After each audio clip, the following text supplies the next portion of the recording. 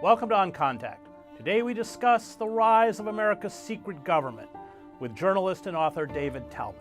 We need to have desperately a national debate about the use of military power abroad, about the Defense Department budget, which is so, of course, obscene and huge. How can we actually begin to address all the compelling and important social kind of problems we have in this country without drawing down the U.S. empire and without cutting back this bloated Pentagon budget? Well, that begins with the corporate media. It begins and ends with that corporate media. Here we have MSNBC and other, supposed liberal outlets in the media, and we have a parade of national security officials on those stations, on that station every night. CNN the same way, and of course Fox. So there's no debate. Noam Chomsky is still not allowed on these shows. You're not allowed on these shows. We need desperately, though, to rethink. And that's what JFK, by the way, was trying to do over 50 years ago. America's rise as a global power in the wake of World War II saw the creation of the deep state, lawless and brutal centers of power engaged in kidnapping, torture, political assassination, blackmail, and the overthrow of governments that were not obsequious to the demands of America's business elite. This shadow world, one that saw hundreds of Nazi war criminals integrated into the American and German intelligence services after the war, was personified in the founder and director of the CIA, Allen Dulles, who referred to himself as the Secretary of State of Unfriendly Countries. He and his CIA operatives saw themselves as above the law, unaccountable to other centers of power, including the presidency, and exclusively serving the interests of the powerful and the wealthy. The creation of the deep state is a window into the hidden centers of power, one intimately known by its victims around the globe but shielded from the American public. Joining me to discuss the unseen machinery of empire is David Talbot, author of The Devil's Chessboard, Allen Dulles, the CIA, and the Rise of America's Secret Government. So, David, there's so much we don't know about this secret government, which has metastasized into a leviathan much larger and much more criminal in many ways than that which was run by Dulles. But we do know the origins of it, which you chronicle in your book, and what its goals were and how it operated. So let's talk a little bit about its creation and the figure of Dulles and how it institutionalized a secret government that is now unassailable. Yeah, thank you for having me, Chris. I know you're very focused on the corporate roots of national security, and I think you can see that clearly in both Dulles brothers. John Foster Dulles, who later became Secretary of State under Eisenhower, and as his brother was CIA director. Now, both of them, of course, have Wall Street roots. John Foster Dulles ran Sullivan and Cromwell, which was the biggest corporate law firm on Wall Street in its day. And Allen Dulles worked there underneath his brother and was essentially carrying out CIA-like activities years before the CIA even was created. He was carrying money, dark money, to Latin American countries to overthrow democratically elected governments in Latin America back in the 1930s. So really what he did as CIA director in the 1950s and during the Cold War period was predated by what he was doing at Sullivan and Cromwell on Wall Street. And talk a little bit about how you set it. You had the OSS. Dulles, of course, was in Switzerland. It's a part of his history, by the way, that he worked very hard to cover up because he was already, even during the war, reaching out to leading Nazi figures. Talk a little bit about that, and then the creation of the CIA itself, which figures like Truman were very wary about. That's right. Well, of course, the predecessor to the CIA during World War II, as you say, was the OSS. And Dulles was the top OSS figure in continental Europe, serving in Switzerland. Now, he didn't want to go to London because he knew he would be under more supervision there and by the Roosevelt administration. But I think Roosevelt, who had his own kind of, I think, cunning, President Franklin Roosevelt, was using him as a dangle because he knew that Allen Dulles, back to his days again with Sullivan and Cromwell, had close associations with top Nazi figures and top corporate figures who were backing the Hitler regime in Germany, like the makers of Zyklon B, the gas that was used to murder millions of Jews in the death camps. Dulles knew these people. He was friendly with these people. He and his brother, they tried to support the Hitler regime early on. In fact, John Foster Dulles was one of the people who bankrolled America First, the organization that tried to keep the U.S. out of the war. And so during the war years, Dulles was essentially a double agent. That's what I write in The Devil's Chessboard. And I think no one has really, in my book, been able to really identify him that way. He was meeting clandestinely with Nazi officials. He essentially, at the end of the war, established a separate peace with Karl Wolff, who was the SS general in charge of forces, Hitler's forces in Italy. So he was doing this in direct contradiction of FDR's policy of unconditional surrender. And he was doing this to try and block the Soviet forces from coming into Italy and establishing, Russian control in that area. He makes very close, I think, friendships, partnerships with high Nazi officials before, during, and after the war. And I think one of the most grotesque things that Allen Dulles did, of course, was to rehabilitate Reinhard Gehlen, who was head of Hitler's intelligence forces on the bloody Eastern Front. And he made Gehlen essentially the head of West German intelligence, where he served for many years during the Cold War. This was a Nazi war criminal who should have been put on trial at Nuremberg and probably hung.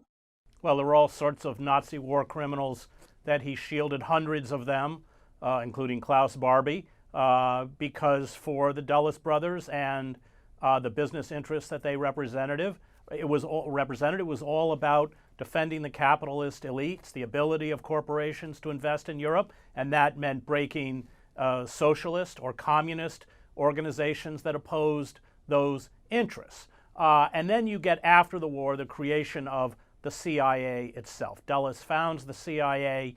Talk a little bit about its foundation, its ethos, what it did, and how it really was able to step outside of any kind of accountability, supervision, and the law itself. Well, if FDR had lived, I think both the Dulles brothers would have been put on trial themselves for collaborating with the enemy during World War II.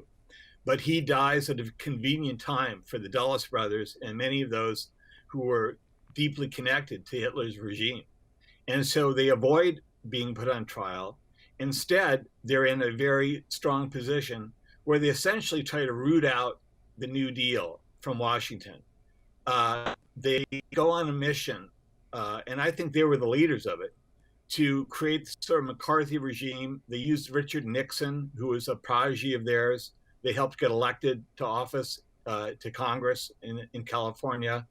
And they used him to institute a blacklist and a McCarthy regime in Washington that was essentially aimed primarily at rooting out all last vestiges of FDR and the New Deal. And under Truman, they really had the whip hand, even then, with the Democrats still in the White House. And they pressure him to create, among other things, one of the more I think dark institutions of the Cold War, the CIA.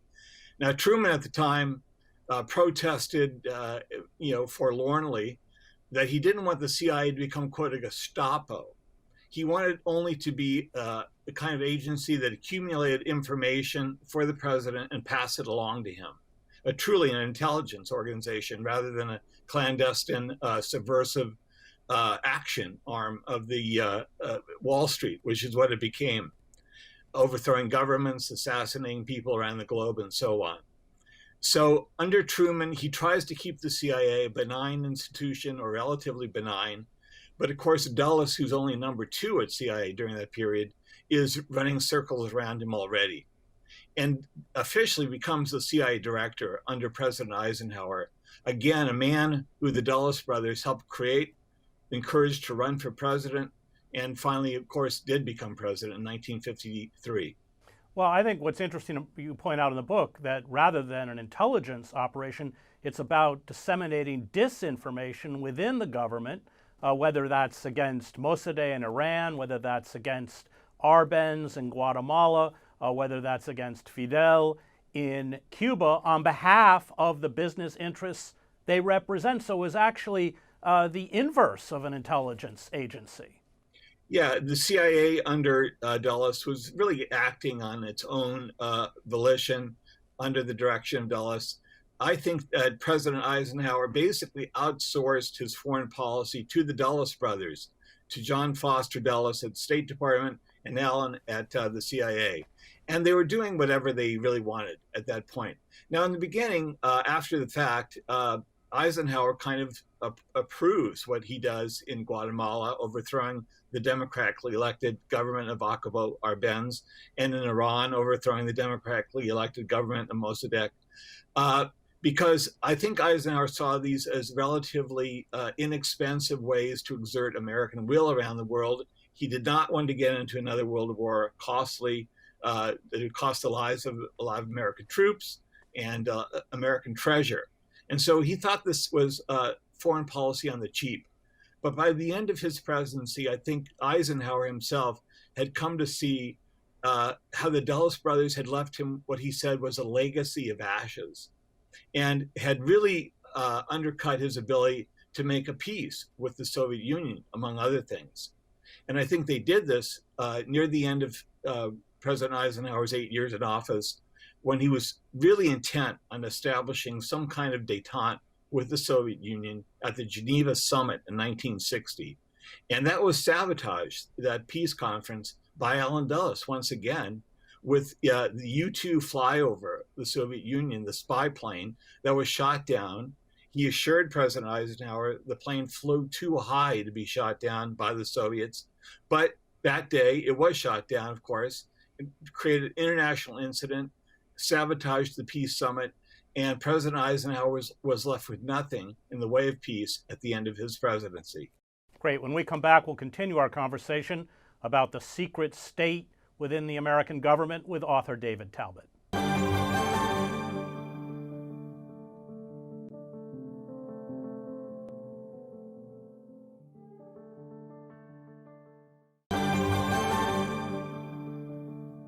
Welcome back to On Contact. We continue our conversation about the secret state within the American government with author David Talbot. So before the break, you were talking about how they sabotaged Eisenhower's peace conference. I believe that plane was shot down a week before. Am I right about that? Very shortly before the peace conference was to take place. Yes, it was on. But that's a kind of. Yes, on the eve. That's a kind of on the eve of the. So but that's a kind of constant. Where you see the CIA sabotaging efforts on the part of the executive branch to ramp down the hostilities engendered by the Cold War. And the techniques they use, Gottlob Kinzer wrote a very good book, Stephen Kinzer, The Poisoner-in-Chief, about it. We interviewed him on one of the shows about that. But targeted assassinations, kidnapping, what we call extraordinary rendition today, the widespread use of torture, misinformation, the flooding of dark money into countries all over the world, from Italy to Iran to everywhere else, to essentially overthrow regimes that did not kneel before the dictates of American corporations. Talk a little bit about the tactics that they employed, because they're almost beyond belief, including, of course, repeated attempts to poison and kill Fidel Castro. That's right. Well, and of course, that doctor of death, the CIA doctor who Stephen Kinzer wrote so well about, was Sidney Gottlieb, and was on the CIA payroll for many years during the Cold War, and was creating these, exotic toxins in the CIA labs to kill foreign leaders. One of them was Patrice Lumumba in Congo. Yeah. And of course, that had been coming out of a hideous, history of Belgian rule, of colonial rule by Belgium, and finally was asserting its independence under this charismatic young leader, Patrice Lumumba. And he really was the hope of a free Africa in the late 1950s and early 60s, 1960. JFK, among others, as a young senator, had endorsed Patrice Lumumba and his efforts to establish independence in Congo. But it was under the thumb, again, of Sullivan and Cromwell and their corporate clients, huge mining conglomerates in America and the UK and Belgium. And they didn't want Patrice Lumumba, these big corporate interests, to, of course, nationalize their mines, among other things. So they began to conspire against Lumumba's rule very early on. And the CIA under Dulles by then knows that they're in a race against young President Kennedy. They need to get rid of Patrice Lumumba in Africa before Kennedy is sworn in. So they have him kidnapped and delivered to his enemies, where he's horribly tortured and murdered finally by CIA henchmen, essentially, in 1961 rather, January of 1961. Days before Kennedy is sworn in as the new president, because they know that Kennedy will save him. And there's a famous picture of JFK in the White House where his face is just crumpled. He's holding his face. He's just gotten word, not from the CIA, who knew about this, of course, days or weeks before, but from Adlai Stevenson, who was his ambassador to the UN, who finally had found out about the fate of Patrice Lumumba in Congo, and that he'd been tortured and assassinated. And Kennedy is, completely devastated by this news. The CIA never told him. The CIA kept it hidden from him. So from day one, even before Kennedy is sworn in, even before day one of the Kennedy presidency, Allen Dulles and the CIA basically are following their own policy. They're undercutting the president, sabotaging the president.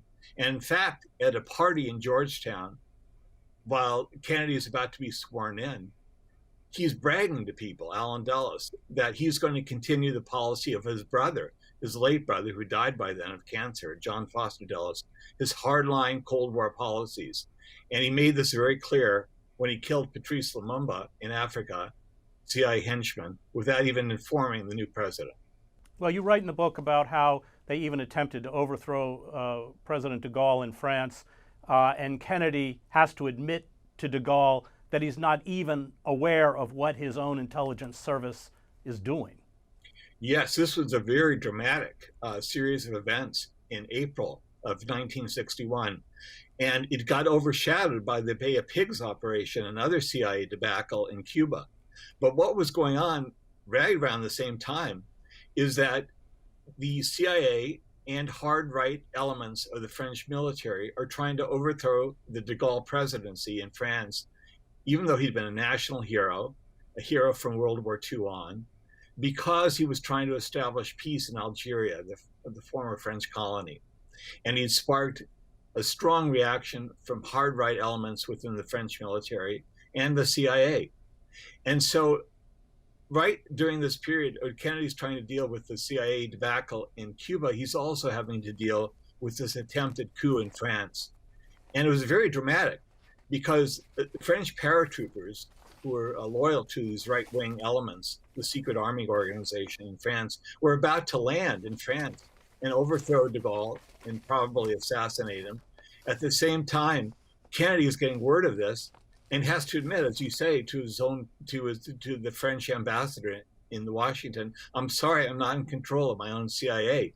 But he does offer troops under the U.S. command actually defend the airports and shoot at invading troops, French troops from Algeria. And de Gaulle thought this was a step too far, of course, to have U.S. troops on soil engaged in bloody conflict with other French troops. But he went before the French people, de Gaulle, in a very dramatic television address, and said, "Rally around me, people of France, rally around me." And they did. They poured into the streets.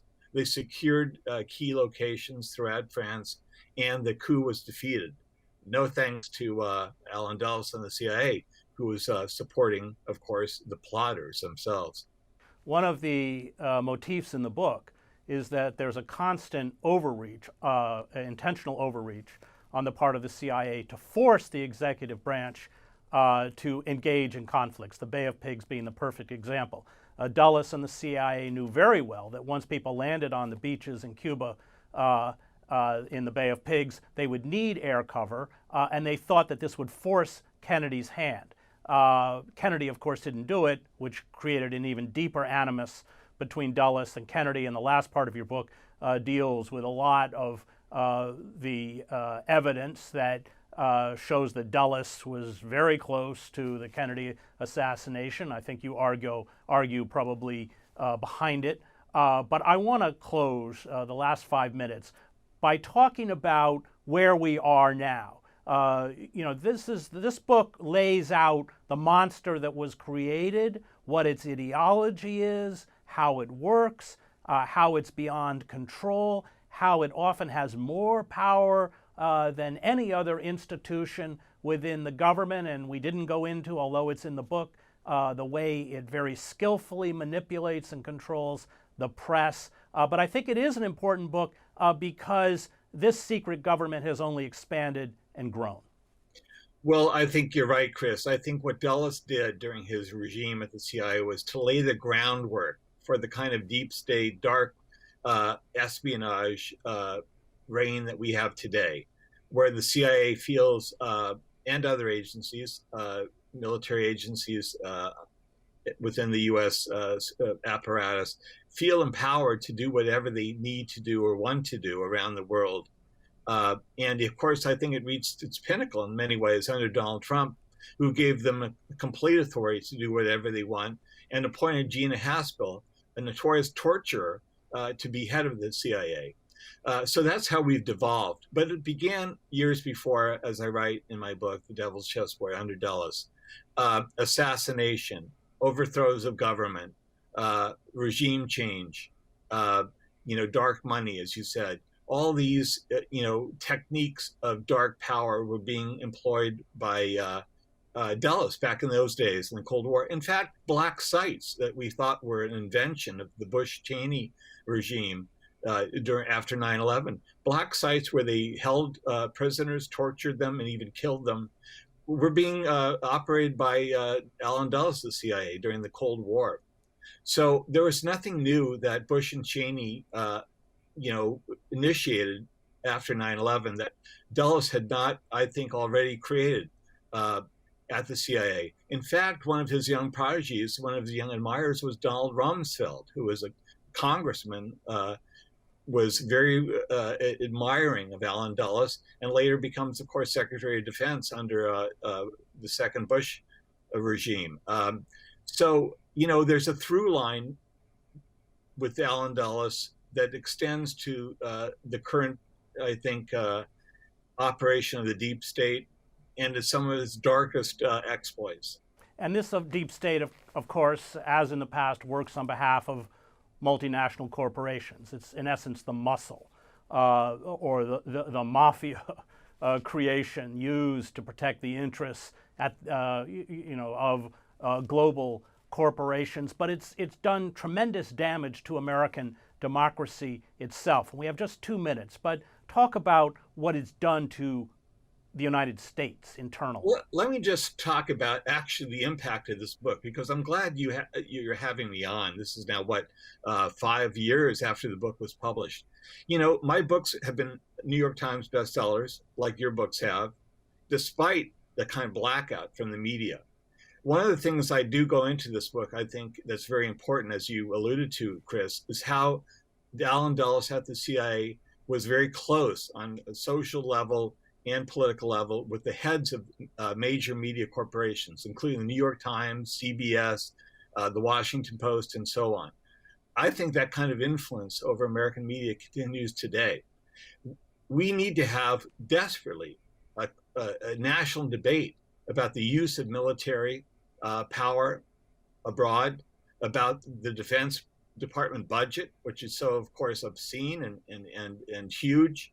How can we actually begin to address all the compelling and important social kind of problems we have in this country without drawing down the U.S. empire and without cutting back this bloated Pentagon budget? Well, that begins with the corporate media. It begins and ends with that corporate media. Here we have MSNBC and other, supposed liberal outlets of the media, and we have a parade of national security officials on those stations, on that station every night. CNN the same way, and of course Fox. So there's no debate. Noam Chomsky is still not allowed on these shows. You're not allowed on these shows. We need desperately, though, to rethink. And that's what JFK, by the way, was trying to do over 50 years ago as president. It was trying to rethink America's role in the world in speech after speech, including his famous speech at American University in June 1963, the so-called peace speech, where he said, we all breathe the same air. We all love our children. And he was speaking of our enemies, the Soviets. That's the kind of, I think, reset that America desperately needs today. And the media is standing in the way of that, I think, national discussion that we need to have. Great. Thank you. That was David Talbot about his book, The Devil's Chessboard, Allen Dulles, the CIA, and the Rise of America's Secret Government.